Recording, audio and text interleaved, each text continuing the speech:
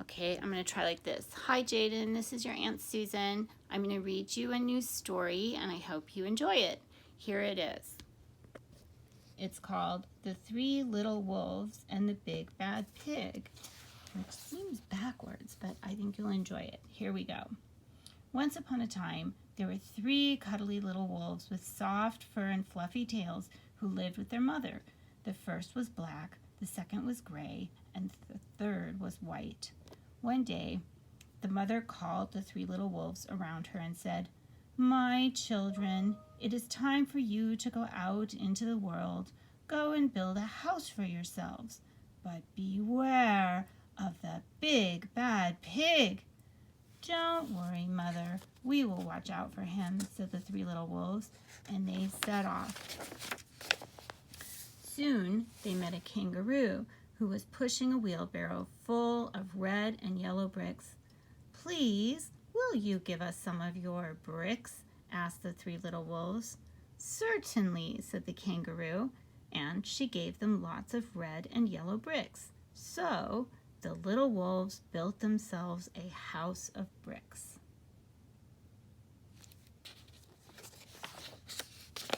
The very next day, the big bad pig came prowling down the road and saw the house of bricks that the little wolves had built. The three little wolves were playing croquet in the garden when they saw the big bad pig coming. They ran inside the house and locked the door. The pig knocked on the door and grunted, little wolves, let me come in." "No, no, no," said the three little wolves. "By the hair on our chinny chin chins, we will not let you in, not for all the tea leaves in our china teapot." "Then I'll huff and I'll puff and I'll blow your house down," said the pig. So he huffed and he puffed and he huffed and he puffed, but the house didn't fall down. But the pig wasn't called big and bad for nothing. He went and fetched his sledgehammer, and he knocked the house down. The three little wolves only just managed to escape before the bricks crumbled, and they were very frightened indeed.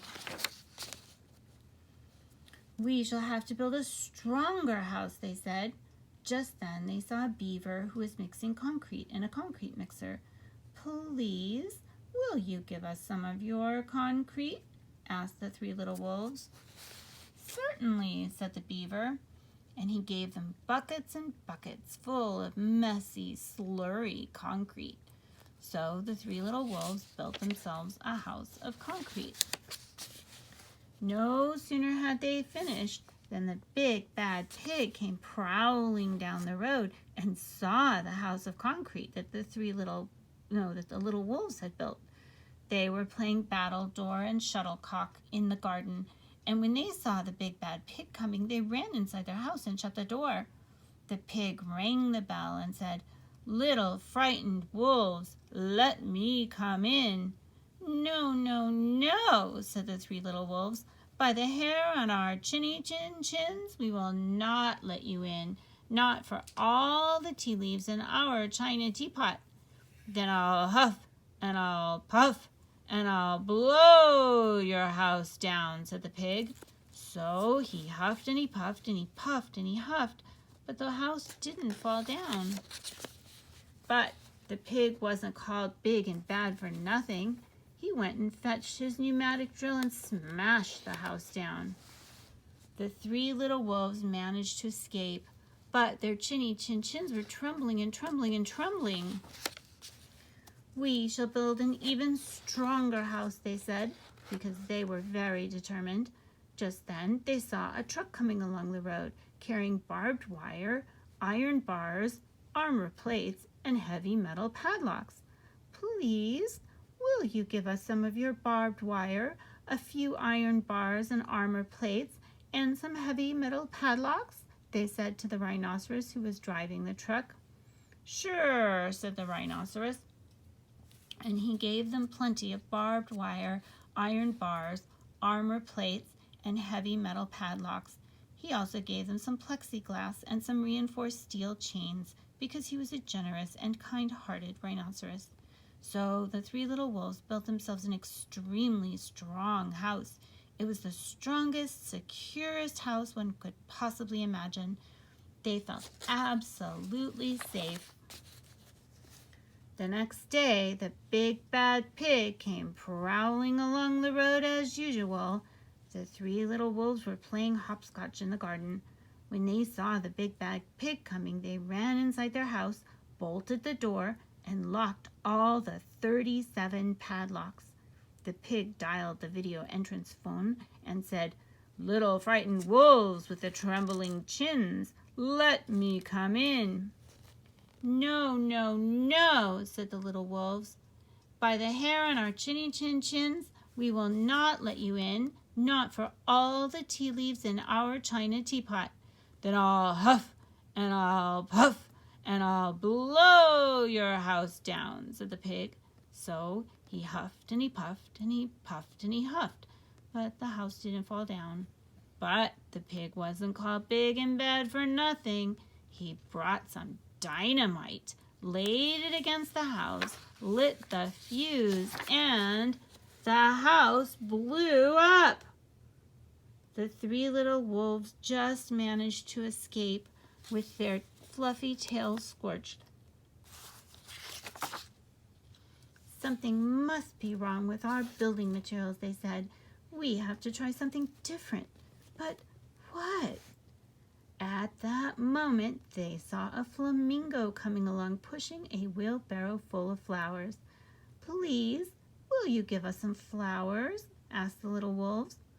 "With pleasure," said the flamingo, and he gave them lots of flowers. So the three little wolves built themselves a house of flowers. One wall was of marigolds, one of daffodils, one of pink roses, and one of cherry blossoms. The ceiling was made of sunflowers, and the floor was a carpet of daisies. They had water lilies in their bathtub and buttercups in their refrigerator. It was a rather fragile house, and it swayed in the wind, but it was very beautiful.